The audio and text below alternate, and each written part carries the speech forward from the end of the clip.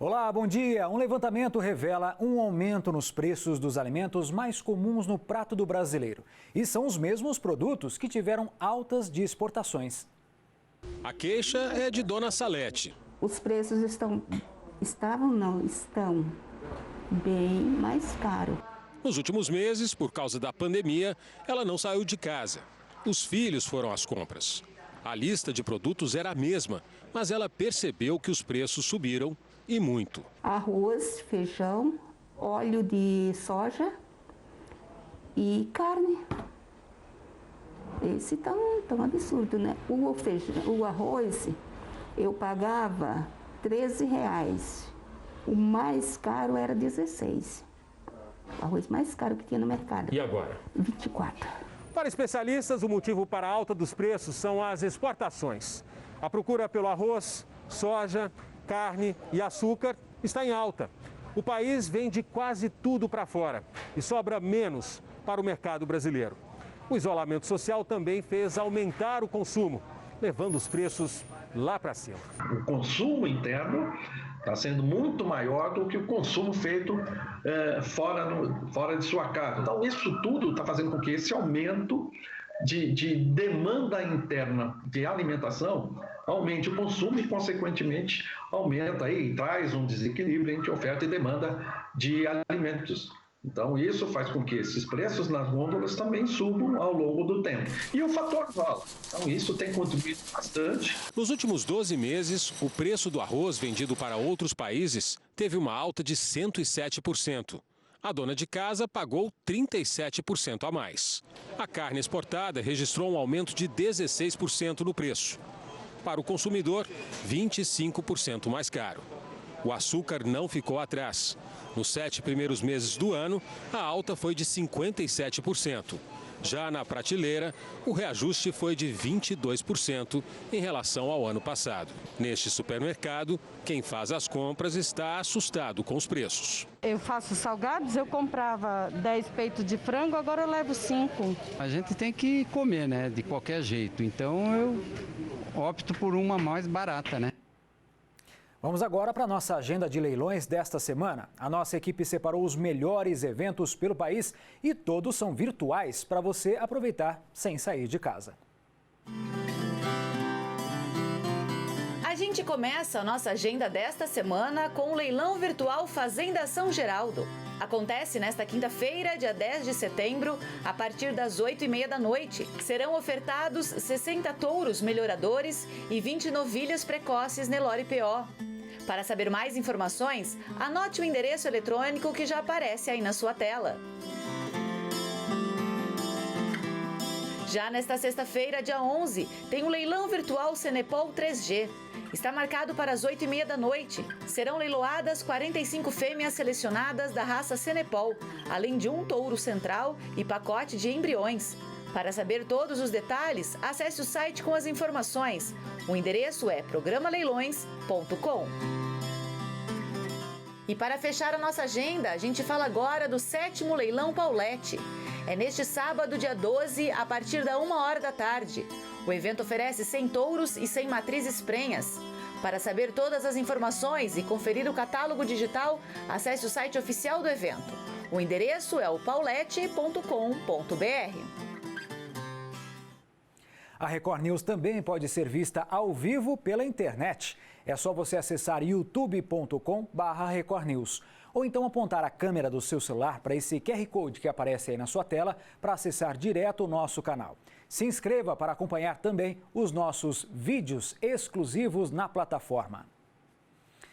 É cada vez maior o número de produtores interessados no cultivo de shimeji. É que a demanda pelo fungo cresceu bastante nos últimos anos. A repórter Francine Padilha foi até a cidade de Santo Antônio de Pinhal, no interior paulista, conhecer de perto as etapas do plantio e colheita, que, aliás, são bem interessantes. Rico em proteínas, sais minerais e com poucas calorias. Nos últimos anos, o shimeji se tornou mais conhecido e também mais consumido no Brasil. Hoje tem muita gente deixando de comer carne, tem pessoas que gostam do sabor, né, dos benefícios para a saúde.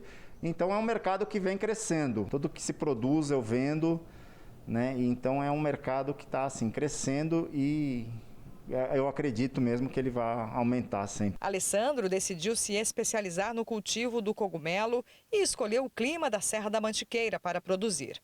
A propriedade fica em Santo Antônio do Pinhal. Essa estufa tem 35 metros quadrados e, por ano, produz, em média, 4,5 toneladas de shimeji.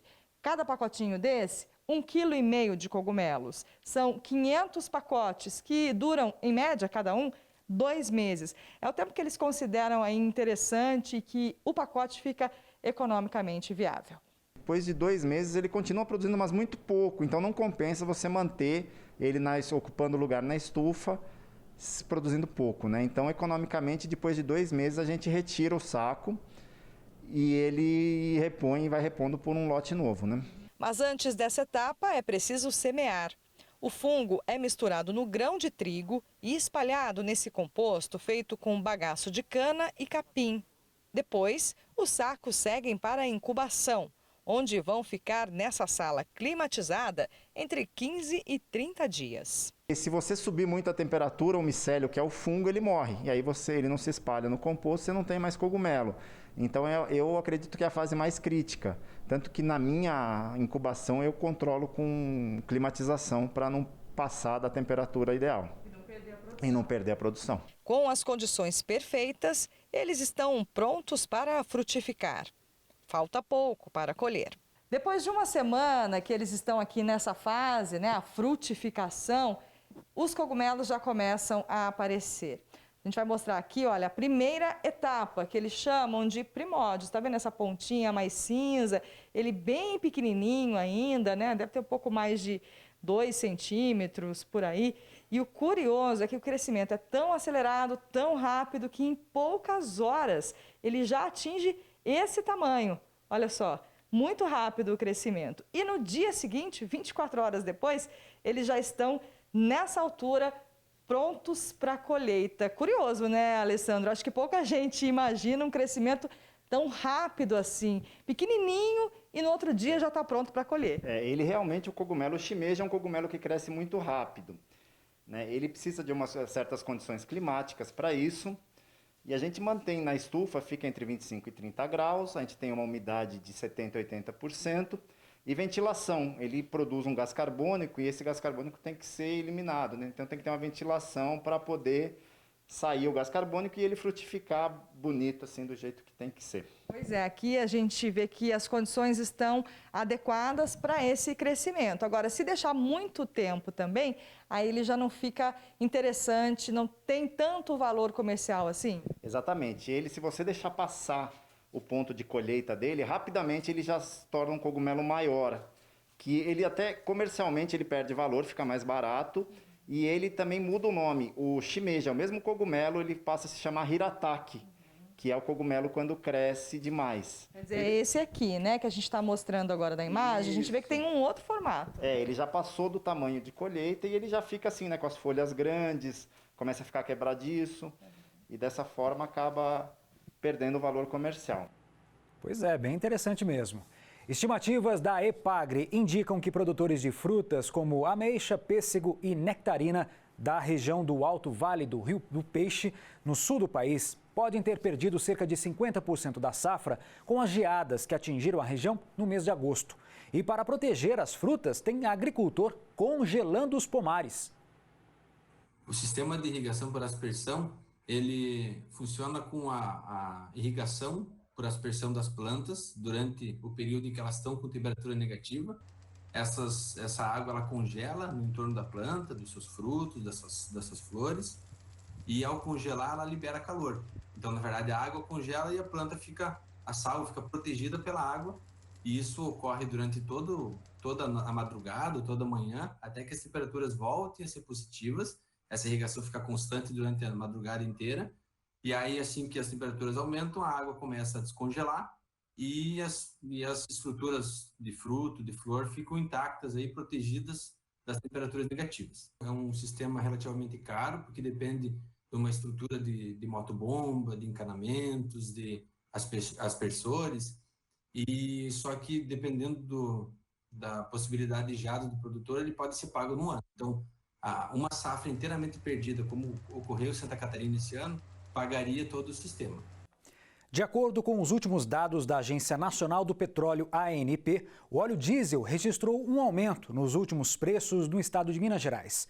Em 22 de agosto, nos 309 postos pesquisados no estado, a média de preço ficou em R$ 3,43, sendo que 2 meses antes, no dia 20 de junho, o combustível estava custando R$ 3,09. Os valores do fechamento de agosto significam uma alta de 34 centavos no litro do óleo diesel.